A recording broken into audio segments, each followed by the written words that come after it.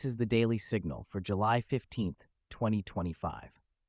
Breaking overnight, major aviation safety alerts, political upheaval across 3 continents, and a space mission making waves off California. Here are today's top 10 stories. India grounds Boeing inspections after deadly fuel switch failure killed 260 passengers. Israeli tanks strike Syrian regime forces as Druze communities face new violence. SpaceX crew splashdown creates sonic boom heard across San Diego coastline. South Africa's president suspends police minister amid corruption scandal investigation. New tariff wave threatens economic stability after months of resilience. Spanish police arrest 8 following violent anti-migrant clashes in unnamed town. Israeli hostage families bypass government, reach directly to Hamas leadership. Religious party exits Israeli government over military exemption dispute. Former Israeli leader calls Gaza humanitarian plan a concentration camp. Ireland begins full excavation of mass infant grave at Tuam site. Now, let's dive into each story. Breaking from New Delhi, India's aviation regulator has issued an emergency directive forcing all airlines to inspect Boeing fuel switches by July 21st. Here's what happened. Air India Flight 171 crashed on June 12th, killing all 260 people on board. The preliminary investigation just revealed the shocking cause. Both fuel control switches were moved to cutoff position within seconds, starving both engines of fuel. The Directorate General of Civil Aviation found this wasn't pilot error.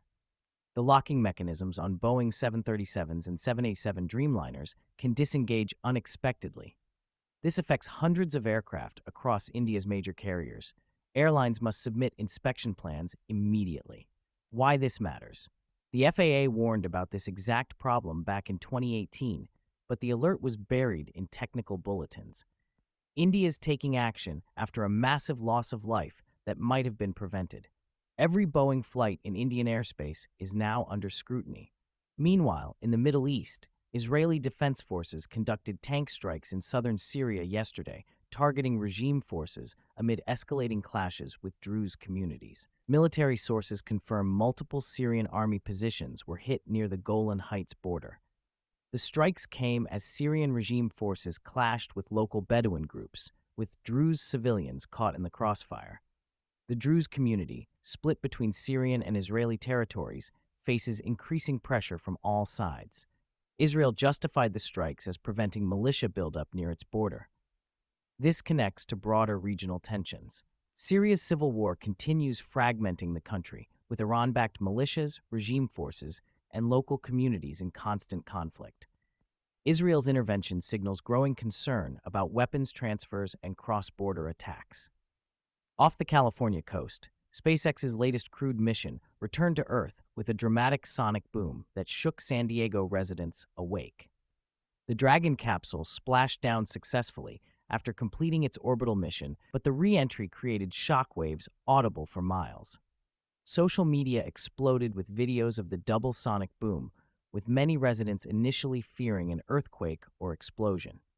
The crew was recovered safely, marking another successful mission for SpaceX's Commercial Crew Program. Here's the technical detail. The sonic boom occurs when the spacecraft exceeds sound speed during atmospheric re-entry, creating pressure waves that reach the ground. This was louder than usual due to specific atmospheric conditions and the spacecraft's trajectory over populated areas.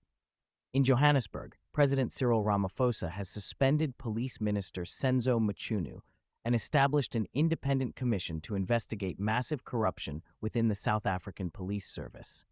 The allegations are payments to interfere with murder investigations. The commission will have prosecutorial powers and will investigate current and former officials, including members of the national executive. KwaZulu-Natal's police commissioner revealed the scope of corruption, including interference in political killings and organized crime infiltration. This matters because South Africa's police force has been compromised at the highest levels. Public trust in law enforcement has collapsed, with citizens questioning whether police protect or enable criminals. This commission represents Ramaphosa's last chance to restore credibility to the justice system. On the economic front, new U.S. tariffs implemented this month are showing early signs of disrupting the resilient recovery that sustained the economy for months. Unlike previous trade measures, these tariffs target essential imports during a period of existing inflationary pressure. Early analysis suggests consumer prices could rise 2 to 3% in affected sectors, with particular impact on electronics, automotive parts, and agricultural products. The timing is critical. The economy has weathered previous trade disputes, but current conditions are different. Business leaders warn this could trigger the economic slowdown that previous policies avoided. Supply chains are still fragile from recent disruptions, and adding tariff costs could push inflation beyond the Federal Reserve's comfort zone. Watch for retail price increases in the coming weeks. In Spain, police detained 8 people following violent clashes between anti-migrant protesters and counter-demonstrators in a town officials have not yet named. The confrontations erupted over housing migrants in local facilities, with nationalist groups organizing protests that turned violent. The arrests include individuals from both sides of the conflict, with charges ranging from assault to destruction of property. Local authorities are calling for calm while implementing additional security measures.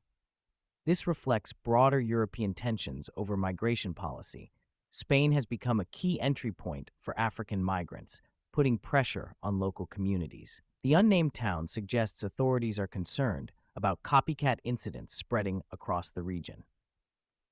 Breaking from the Middle East, families of Israeli hostages held by Hamas have initiated direct contact with the militant group, bypassing official government channels in desperate attempts to secure their loved ones' release.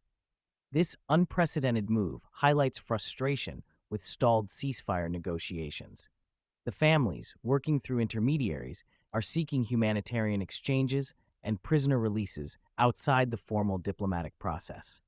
This represents a significant departure from government policy, which prohibits direct negotiations with Hamas. The move underscores the human cost of prolonged conflict and the breakdown of official diplomatic channels. Families feel abandoned by their government's negotiation strategy and are taking matters into their own hands. This could complicate official peace efforts. In Israeli politics, the United Torah Judaism Party has announced its withdrawal from the governing coalition over disputes regarding military service exemptions for ultra-Orthodox Jews. This departure threatens the stability of the current government.